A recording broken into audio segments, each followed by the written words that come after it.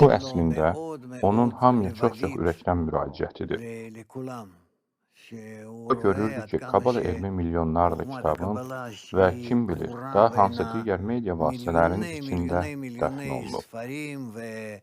Və əgər bu elm bəşəriyyətə çatacaq, amma bəşəriyyət onu aça bilməyəcəksə, onda yaradan bu elmi müharibələr, fəlakətlər, böyük izdırablar, təbiətin yaratdığı bəlalar vasitəsilə çatdırmağa məcbur olacaq.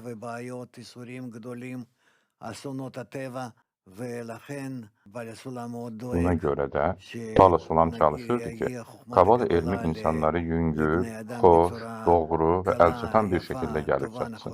Və buna görə də, baxmayaraq ki, özünü saxlamağa çalışırdı, sonda qərara gəldi ki, yazmalıdır. Amma cəmi 3 məqalə yazdı və bu qədər. Sonra ona qadağa qoydular. O Tövratın bəxş edilməsi, zəmanət və s.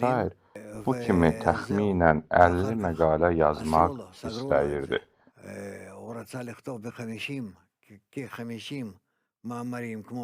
Amma bacarmadı. Mətbəəsini bağladılar və bundan artıq heç nə edə bilmədi.